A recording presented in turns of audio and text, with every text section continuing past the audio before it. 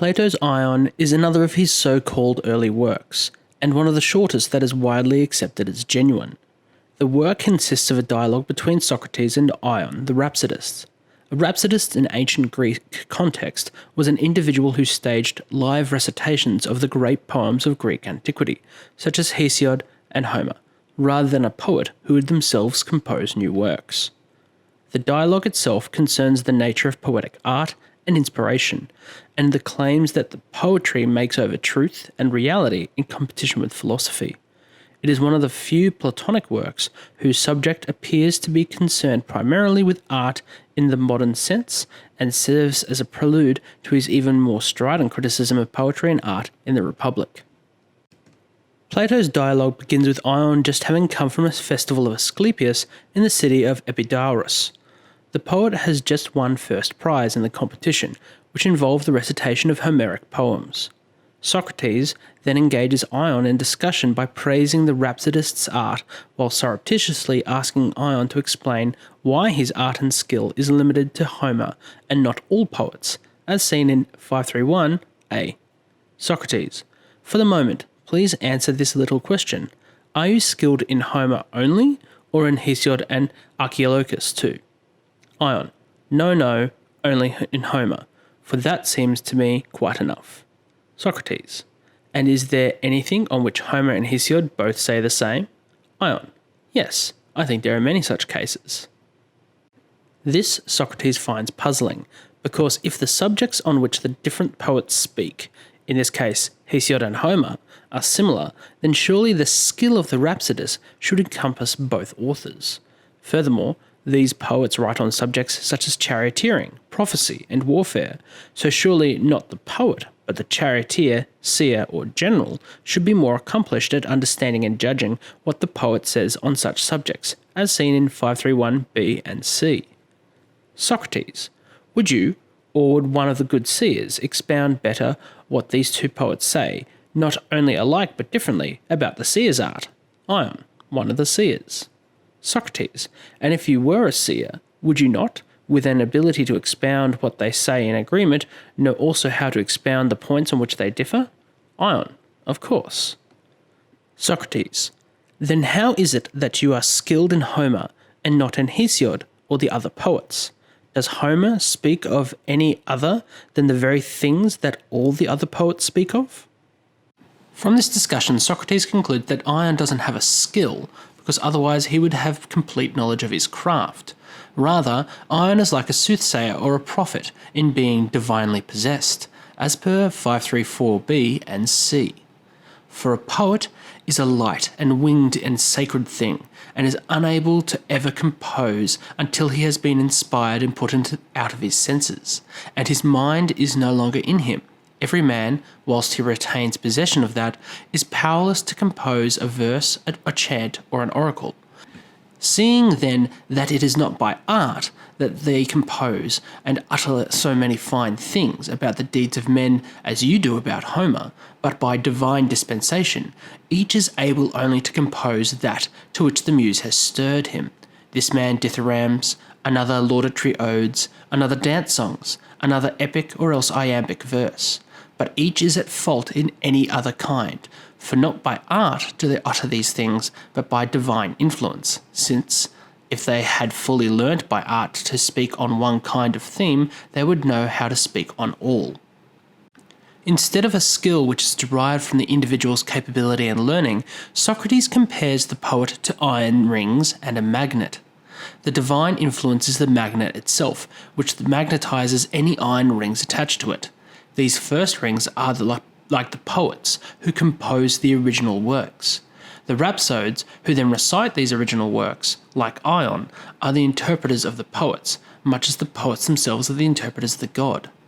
Thus, Ion and his ilk are similarly iron rings, but suspended from the iron rings of the poets, one layer abstracted from the divinity which inspired the original work.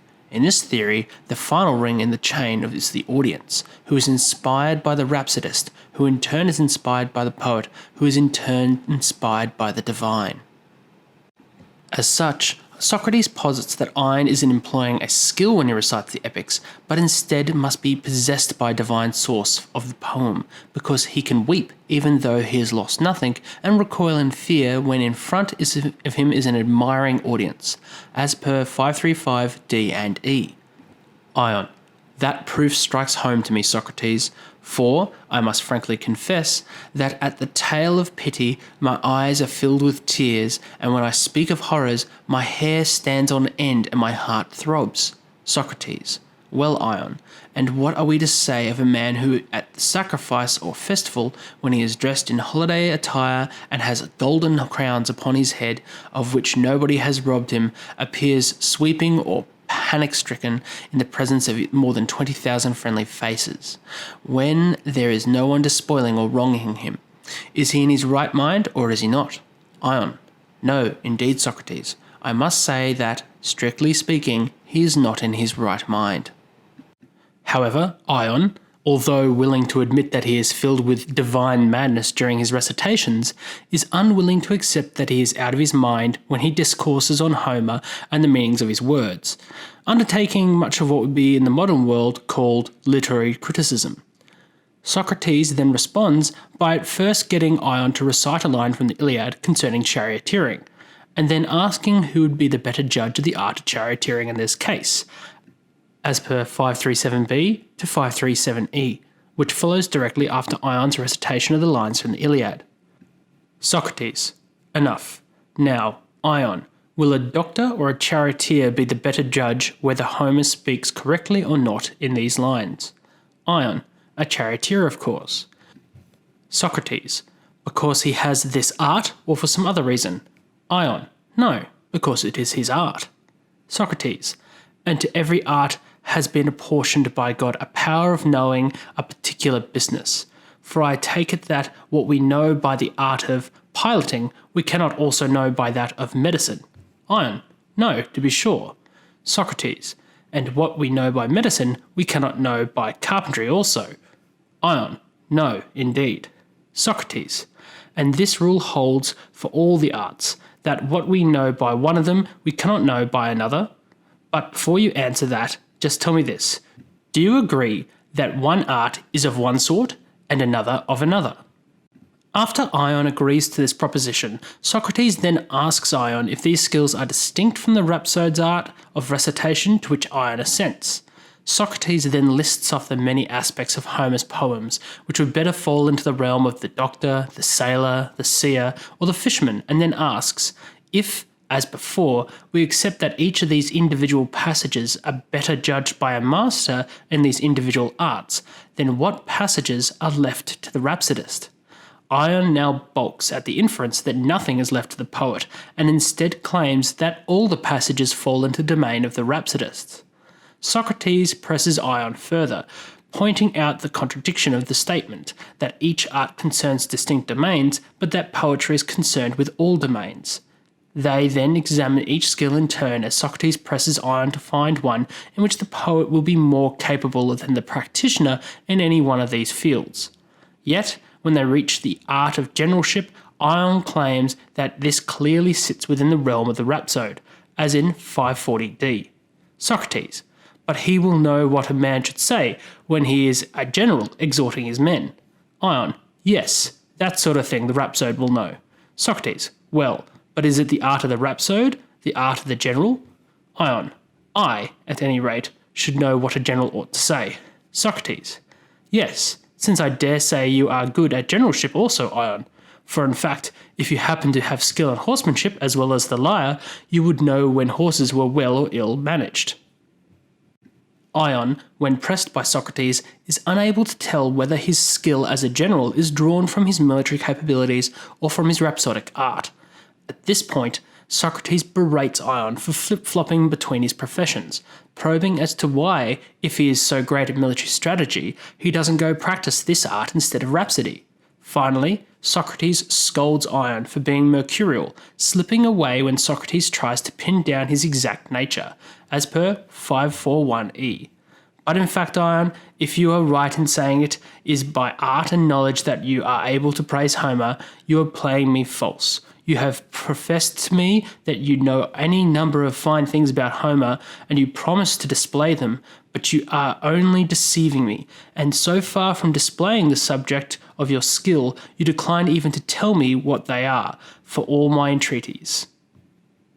Socrates then concludes the dialogue by presenting Ion with a choice, to be called a deceiver, or instead to be called divine, of which Ion obviously takes the latter, finishing the dialogue. The central thrust of the dialogue is centred upon the issue of poets and their standing in ancient Greek society. In that particular time, poets, particularly Homer and Hesiod, were seen as the arbiters and guides of moral authority in day-to-day life. Thus, as a philosopher, Plato and his mentor Socrates had found themselves in direct competition with this commonly held belief. Yet, this is not merely an issue of antiquarian interest. It is commonly held in many societies, even through to this day, that art and artists uncover hidden truths or present reality in a way that is either more digestible or more authentic compared to our everyday comprehension.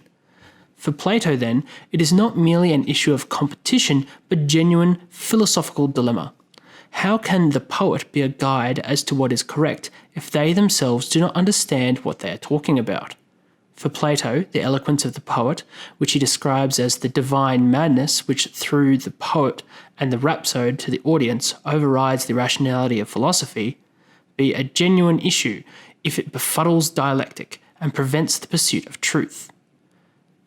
Since the poets and their rhapsodes present views about how things are and ought to be, and seek to persuade their audience of their claims, they cannot escape the responsibility for their implicit claim to wisdom and the authority that they make.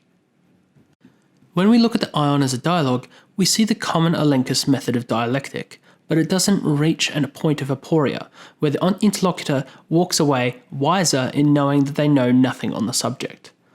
Rather, the work seems to have some specific positions that it wishes to stake out. Socrates acknowledges Ion's skill as a rhapsode, but forces him to undergo the give and take of dialectic, and in doing so, paints Ion, and by extension all poets, in a rather unflattering light. Plato implies the motivation of poets and rhapsodists has little to do with truth, but is instead motivated by greed, lusting after wealth which such performances can bring, as per 535e, Socrates. And are you aware that you produce similar effects on most spectators?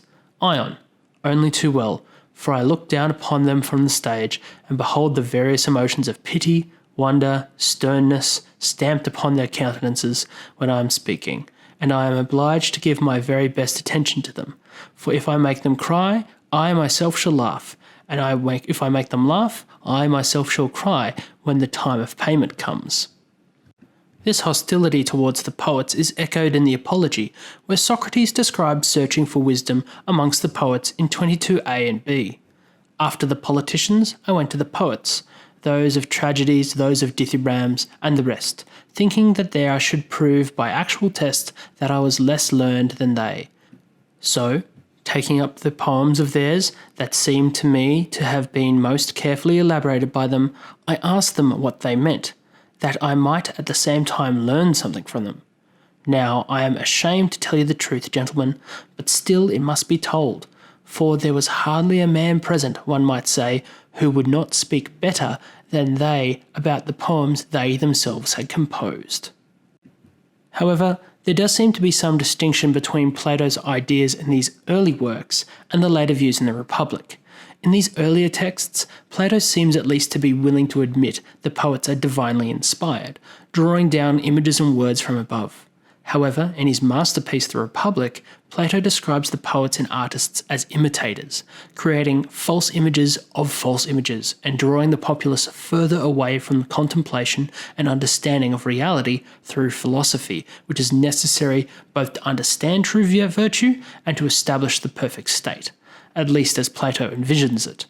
However, you could argue that the seed of this criticism exists within the Ion, with Socrates' characterization of the rhapsodists as the interpreters of the interpreters. Yet, drawing back to the work at hand, the Ion depends on a particular understanding of art for Plato's argument to hold together. The word which I've been using as art has been translated from the Greek word techne, which can also be translated as knowledge, skill, or craft, and from which we derive our word technology. This is compared with the other Greek word episteme, which can also be translated as knowledge, but refers to knowledge in a more abstract academic sense, rather than the practical applied skill, hence epistemology.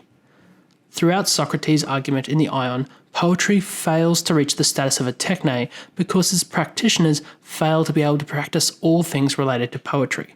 This assumes that the world of techne consists of a whole set of fully developed arts whose practitioners can practice all aspects of these crafts.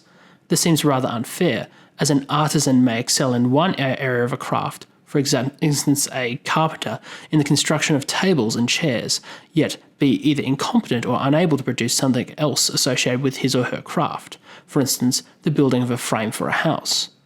Furthermore, even if one craft could be found where a knowledge of all parts is necessary for its undertaking, it is not clear that this prerequisite would be transferable to poetry, or yet any other craft. The foundation of this argument becomes even less solid if we were to reject crafts as being predetermined allotments of skills, and instead organic and culturally specific categories that are warped over time and under the pressures of social and technological change. The analogy of poetry and rings also has some issues. Plato is careful to describe the rings as suspended from a singular source, as in a ring can only be suspended from a single magnet or another single ring. If we were to reject Plato's restriction, the analogy actually becomes a relatively accurate description as to the transference of knowledge for all arts. For instance, if we accept the Promethean myth as true, the skill of making fire was passed down from Prometheus to humanity, and since that day has been passed down from parents to children. This counter-example also raises the second issue of Plato's early critique of poetry, its reliance on divinity. Plato's criticism of art has largely been rejected, with some notable Puritan exceptions amongst the three Abrahamic religions. However, the idea of divine inspiration has remained a popular theme throughout art's history, not necessarily precluding skill on the artist's behalf. However, firstly, if the early Plato does accept the artist as divinely inspired, then surely Plato, as a idiosyncratic but faithful believer, should accept that those who have been blessed should be respected and revered. On the other end of the spectrum, the argument as a whole relies upon the existence of an active deity, or deities, to kickstart the chain of inspiration. This argument fails to convince the atheists and skeptics, and thus relies on an implicit theological position. Obviously, there are some issues with the arguments put forward in the Ion. However, I would argue that the question raised by the work remains an important one down to this day.